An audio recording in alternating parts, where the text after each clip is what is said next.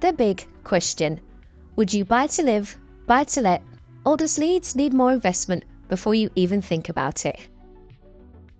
Right, let's have a butchers and see wagwan. This is an auction property.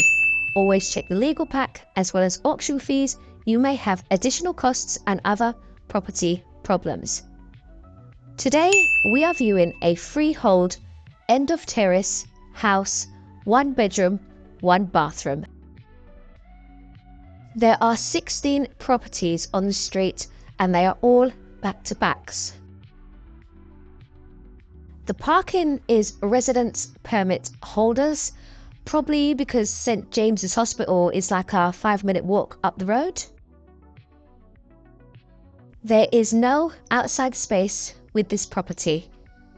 From Leeds city centre, it is roughly a 30-minute walk, 10-minute drive, and 20 minutes on the bus, and roughly a 5-minute walk to the bus stop.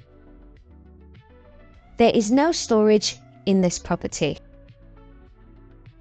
The EPC rating is D. The buyer is to reimburse the seller £300 for searches, plus £990 plus VAT towards legal fees contribution, plus costs associated with the sale of the property in the sum of 1% plus VAT with £1,000 minimum. Woo! You see these costs?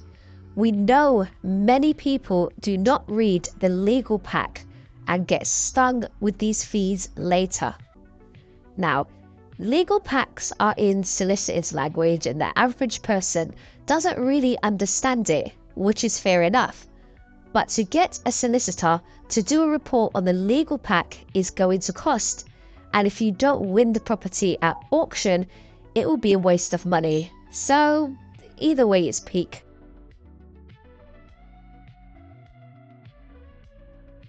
Based on the guide price, the legals are a minimum of £2,688 plus your solicitor's fees. We have been here before with large solicitor fees. The video of another viewing is linked at the end. Let's have a look at upstairs.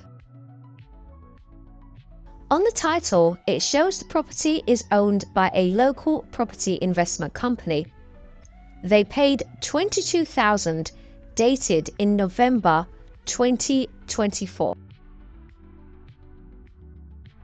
I think it takes 3 to 4 months for land registry to update their system. Can someone drop in the comments and let us know for sure? But just like the last viewing, they haven't owned the property very long. I think £22,000 is a good price to pay, as the property has some serious subsidence issues. There are cracks everywhere. The title plan doesn't show the piece of land to the side of the property that's sheeted up, so that bit of land doesn't come with the property. If you wanted to fling up some scaffolding to deal with the subsidence, let's keep it real. Some people will just access the land regardless, others will trace the owner and maybe purchase the land, I don't know, for storage maybe, or they might try their luck to get planning permission to build another property. Although nobody has actually set a precedent with that in terms of building another property on these little side bits of land, so that would be interesting. Well, at least not in this patch, in this area. I feel like the property is going to London. It's moving, it's trying to go somewhere. It does say in the sales details the property has subsidence. So maybe bring a structural engineer, a builder with you when viewing, so you can have a little bit of an idea of the costs to rectify. Oh, I feel the subsidence. It is really bad in the bathroom. It is really bad. Like, really, really bad. I think if I was to put a tennis ball on the floor, it will literally roll to downstairs. Yeah, it's just really bad in here. It's very bad. Could the subsidence have anything to do with the tree that's outside? Let us know in the comments. There is also a small tree in the side yard. Yeah, let us know. First time buyers, what are you thinking? I think a one-bed house is an ideal first-time buyer property. Your good old 2 up, 2 down, and it's a freehold end of terrace. What more do you want? Of course, unless you're green-fingered and you might want a bit of garden space. But for this property, I think unless you have a builder in the family or a builder mate, we're gonna have to keep it moving on this one. Subsidence is a really big issue and we don't have the budget for it. And do you really want to be dealing with a property that has subsidence for your first property? Landlords, we are up north. Do you think you will get a 10% gross yield on this property? It is definitely not a turnkey property.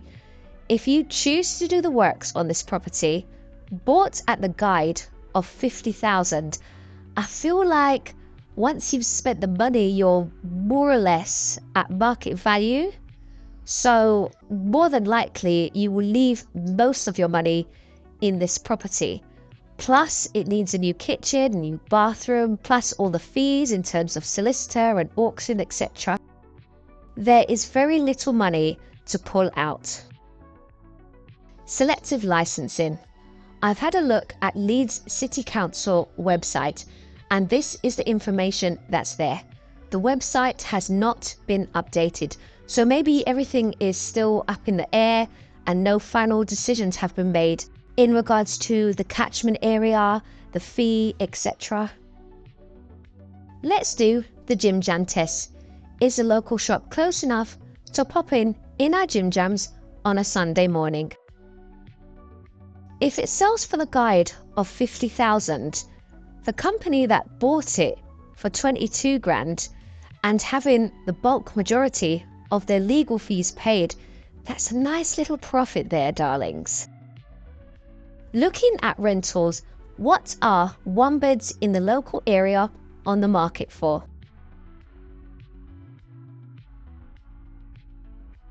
Looking at short-term rentals in the local area, how much can we charge for 4 guests per night? Looking at sales, what are one beds in the local area on the market for? Now, there is no sales comparable within a 1 mile radius. And we have our shop. This house is 45 square meters. So if we look at comparables for 2 beds and maybe try to work out the end value for a 1 bed based on per square meter. Ashton Terrace is 66 square meters and Bexley Mount is 69 square meters. Let's have a look at the sales history of the property and if the property sold. Wow!